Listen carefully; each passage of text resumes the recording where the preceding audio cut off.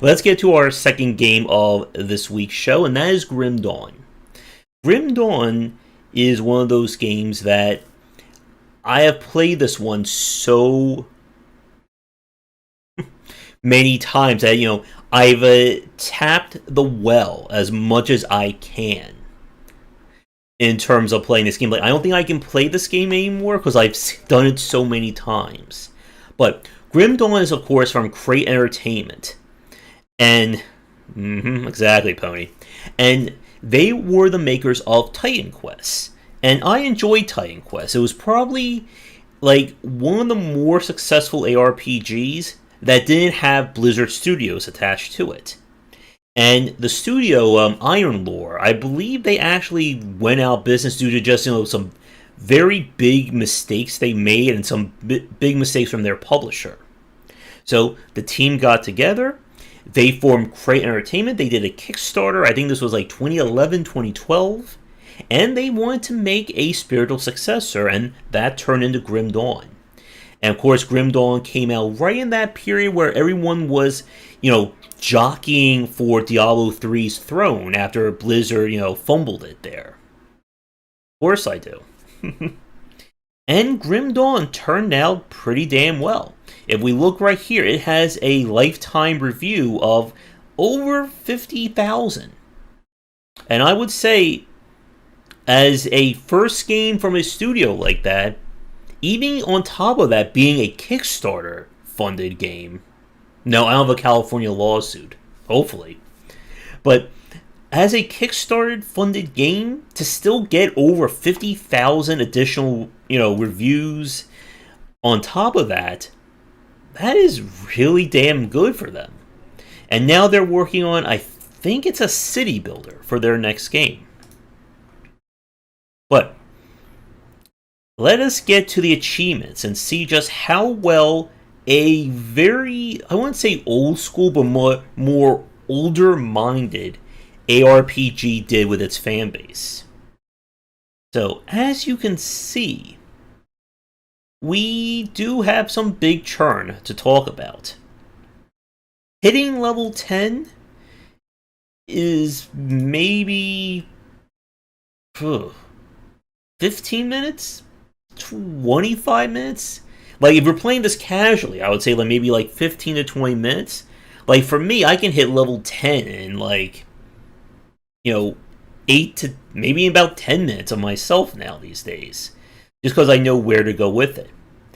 But they lost a lot of people. And this isn't even when things stabilized. And I can talk about, I have a really good idea as to why this happened. Grim Dawn is very much an ARPG for ARPG fans. The onboarding and kind of UX of this game, I think, were rough. Rough, borderline poor. If you remember, I played this with Mojo and Shark on stream. And they didn't play the game before, and they had some issues with it. Like, for me, I played the hell out of Titan Quest and all of its expansions.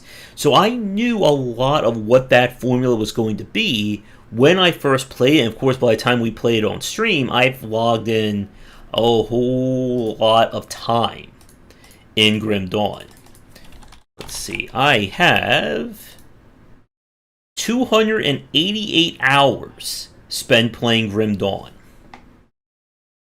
So, I have some mileage in this game. But Grim Dawn is not the same as Diablo 3. And I would, again, because Diablo 3 is not on Steam, we can't look at it. I would love to be able to know what the churn rate of Diablo 3 was. Because I feel it is lower than Grim Dawn. I think, credit where credit is due. Diablo 3 did far better in terms of weaning people into the experience. In Grim Dawn, you're basically told right from the get-go, okay, now pick your game-defining class for the next 100 hours. And then at level 10, they say, okay, now dual spec if you want. And the game hits you with a lot. This is a game where cold damage and freezing damage are two different categories, such as fire and burning. And if you didn't learn this through guides or watching people play it, you are kind of setting yourself up for failure with Grim Dawn.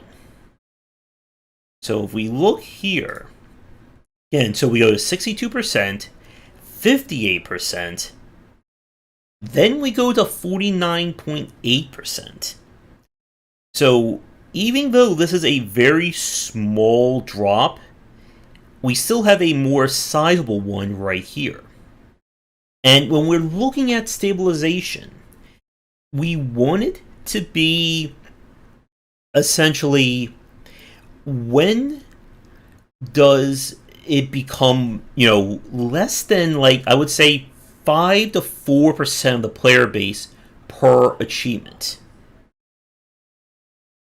Like, anything more than, I think, 6 would still be considered a big drop. And so you got to the lab, which would be probably 40 minutes to an hour if you're playing it casually.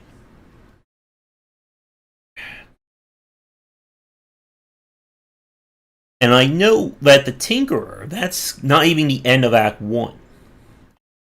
Excuse me. So, if we want to be kind to Grim Dawn, we can say that it's stabilized at, well, we can say the churn rate is at 50%. So, it's stabilized at 50. Of course it gets better at 50 hours in all games, too. So, we can tell that this one has less churn and higher stabilization compared to where the water tastes like wine. And I don't think we're going to be seeing 50-50 as much going forward. Now, we keep going down. So, 48.4% beat Act 1. So, Act 1 is, I would say, if you're really good at the game, 30 to 35 minutes. If you're a speedrunner, less than that. Casually, probably at least an hour if you're exploring everything and trying to do it. Well, when we get to later in the game, I'm going to talk about what that means. But I found the game just to be, I got tired of it. Like, I felt the end game, or the late game of Grim Dawn, to be lacking. And we're going to see that as we get further down. So we go 48, still going down, 45, 45. Slay Darius Crownley, that was the Act 2 boss. So going from Act 1 to Act 2, they only lost about 6% of the player base. They won. So we're still good. So we go 42, 40, 37, 36, 33. Still going down. Secure the Burwitch. This is... Wait. Gutworm? Is that the one? I'm trying to remember, like, where some of these progress ones. I know Salazar, that would have been, I think, Act 3 or Act 4. Then we have Slay Karaz. And then we're still going down. Slay the Herald of Flame, the Bane. So, in terms of completion, Grim Dawn sits at 25.9%. So again, we'll round that up to 26. And to be fair, this is what we want to see. That it's a gradual drop.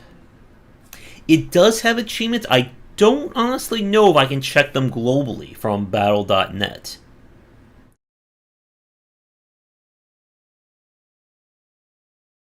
And I'm trying to see... And again, if we look at this, like, once it's stabilized at 50%, it's just very gradual. No more than maybe 5 points. If there is a big drop, most of it's like 1 to 2 points. And that's great.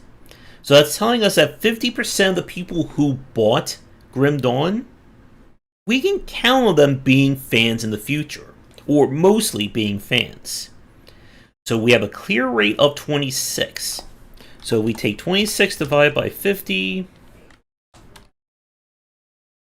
So that means that we have a core base of people who bought Grim Dawn. Of 52% of that actually finished the game. And I would say anything higher than 50 is well done. So of all the people who actually stuck with the game, we know at least half of them saw it through all the way to the end. So they must be at least fans of the game, unless they wanted to just hate play the game. But there's another reason why I wanted to pick Grim Dawn this week. And that is that it had expansion level DLC. 2 to be exact. If we go back over here, Ashes of Malmuth came first, and then the Forgotten Gods came second. Both adding in a brand new area and brand new masteries. So, but here's the thing, and it's something that we've talked about before when it comes to post-release support and, new chapters. The clear rates for this DLC in terms of the, grand scope of things is not really the best. So this would be Malmuth, I think, starting from like right here. Death Room, fight continues. So 16, here's the interesting point. 16.7% of the fan base, or the stabilization, they're the only ones who actually even tried the Malmuth DLC. Because the Clear the Ethereal Barrier, that is just literally go over here, use this item, DLC starts. So 83.3% of the people who bought Grim Dawn never even began to see what the DLC offered.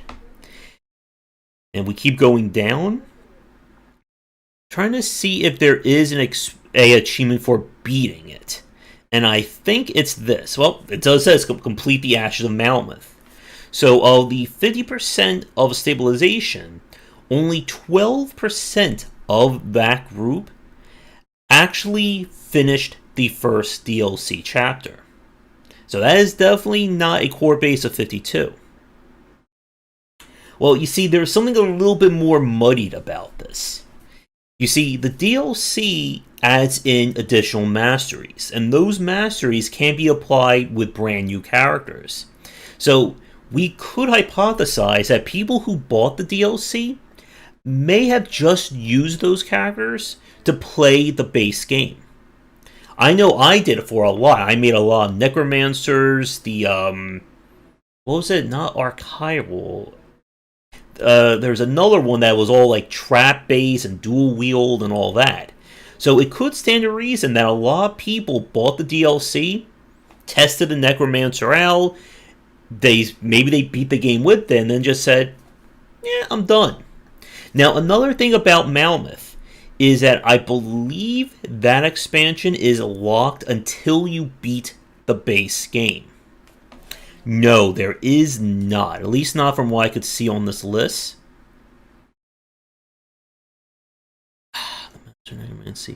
I believe these are part of the second DLC right here. But yeah, we're not... Yeah, I don't see any mastery-based achievements. Oh god, 6% beat New Game Plus.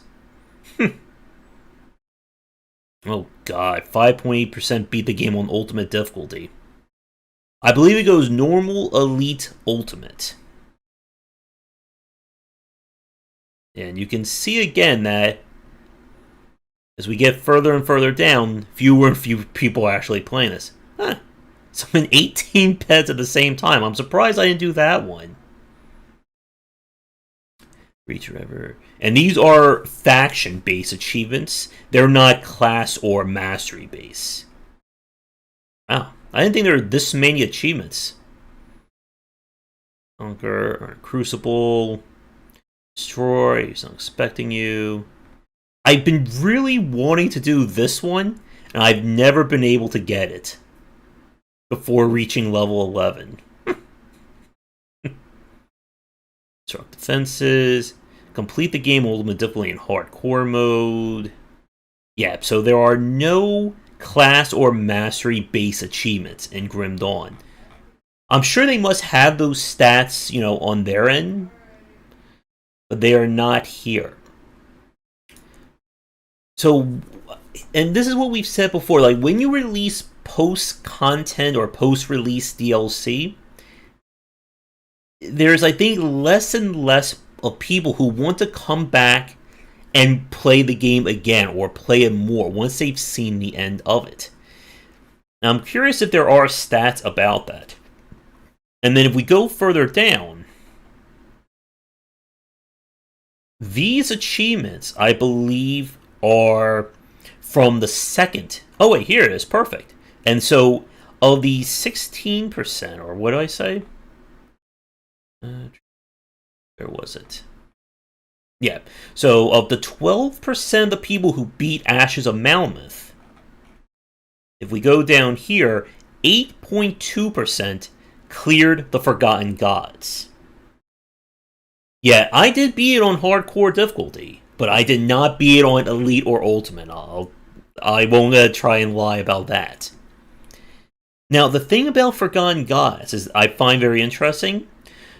The Forgotten Gods content unlocks after Chapter 1.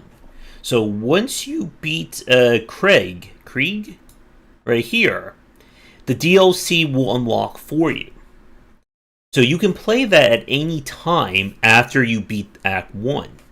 So even with that, fewer people wanted to invest in that expansion or in that specific content. And that, again, I think is an important stat to tell, that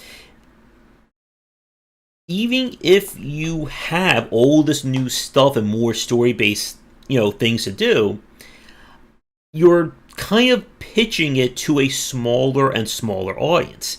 And of course, don't forget, when it comes to DLC, that DLC costs money. You're going to have to buy the base game for $25. You're going to then have to spend an additional $18 for the first expansion. And then if you want the second expansion, you're going to be spending an additional $16. So the investment keeps going up and up, and you're pitching it to fewer and fewer people. Because if somebody didn't like the base game of Grim Dawn, what makes you think they're going to spend an additional $33 or $34 on more content? Maybe a masochist, right, Shark? So the thing that we can take away from Grim Dawn, at least in terms of its base content, that it did reasonably succeed. Yes, it did lose 50% of its player base. I did hear Neon Continuum was pay to win from a very credible source. But it did have, at least of the 50% who stuck around, a little more than half beat the base game. And beating the base game, that is still... That's still, I think, a good, casually, 10 to 15 hours that they stuck with it. So the game did succeed there. But I think where they can improve a lot, if they do decide to do another ARPG in the future... There we go. Thank you, Tomy. That if they do decide to do another ARPG in the future, they need to work on the opening. I do want to pick up that game. I don't know if I'm going to get a press key for it, but fingers crossed. But the UI UX of Grim Dawn is not the best. They have actually done updates to that. With they actually implemented some modder features into, I think it was Forgotten Gods, which was really nice, or even just to the base game. But it's still a lesson in that this was a game that wasn't pitched to newcomers. This was pitched to the people who play Diablo, they play Titan Quest, and said to themselves, I want more of this.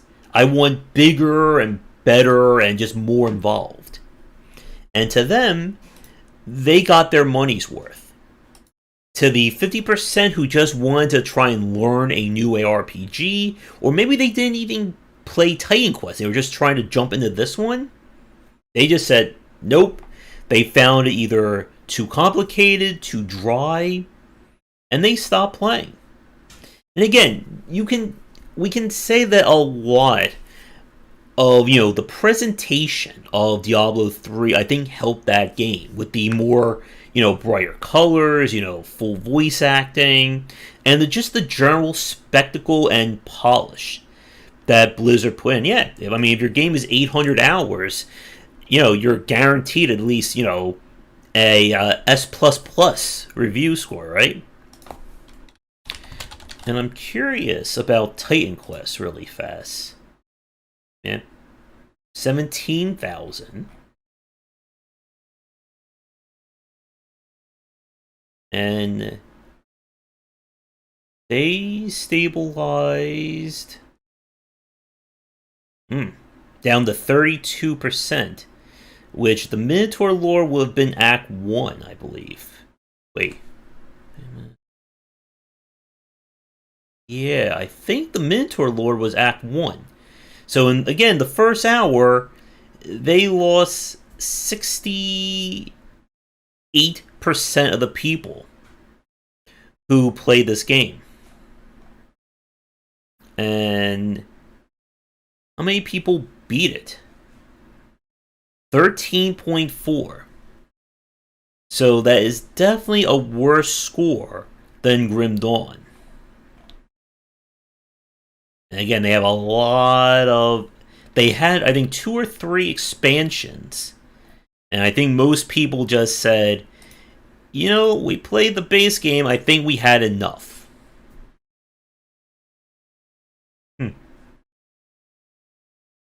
Yeah, Titan Quest came out in 2016. Interesting.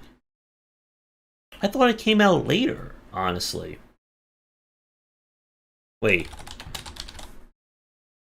Anniversary. Something may be a little skewed here. Because I think they may have done a re-release of Titan Quest for senior anniversary restored. Unless that was the one, or the re-release was in 2016. Yeah, I thought the version I played came out in like 2018, 2019. I had no idea that a co-creator of Age of Empires made Titan Quest, though. That's interesting. Makes you wonder how many people from Iron Lore were originally from Ensemble.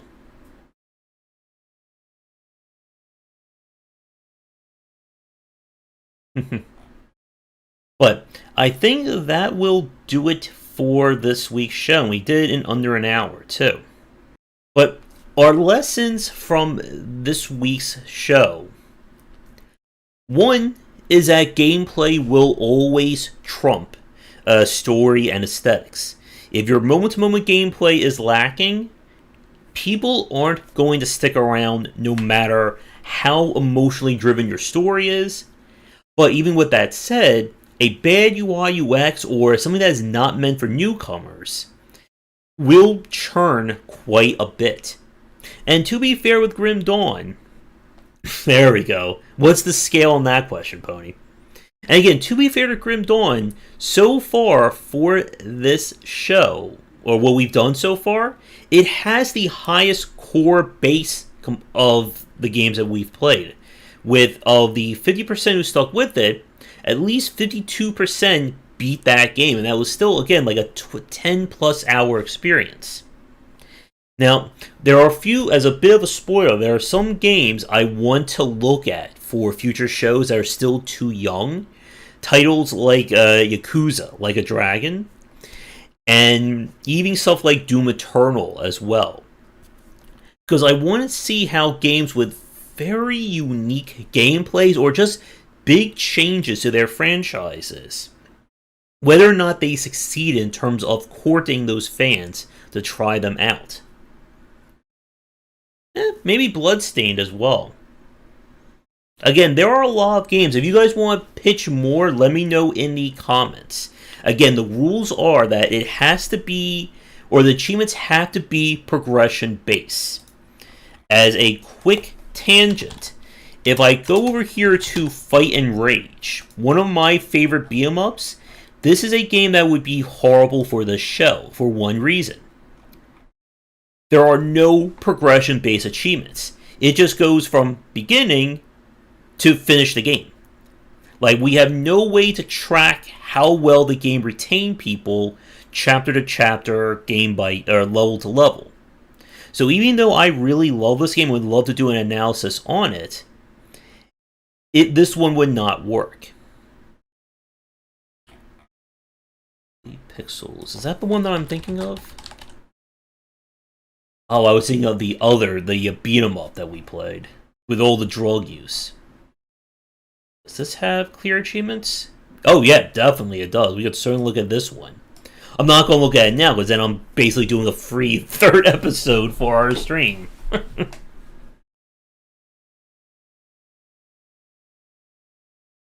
Yeah, the problem with Fight and Rage is that we don't really know where the stabilization occurs, because it goes from 100 to 18.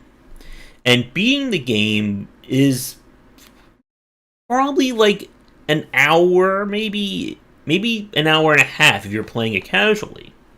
But yeah, of course I do. I charge in watery wine. Also, this water's sat out for like a few hours. It's not the best to drink, which is why I stopped drinking it. But we're going to wrap up things for this week. I think going forward, I'm going to try and do things, or try to do like the live show of this on either Monday or Tuesday of each week. And for those of you watching this recorded, again, I'm only going to be posting one episode a week. So if you want to catch the entire hour's worth and ask questions, be sure to tune in, do the liking, subscribing, as Shark says, do the licking and smashing the buttons as well. Yes, it does. So I will be back for our regular game stream later tonight. If you're new, check out the Discord, Patreon, do all the as aforementioned liking and such. And come back for daily discussions on game design here and on game wisdom, where some of the art and science of games. Until next time, everybody, take care.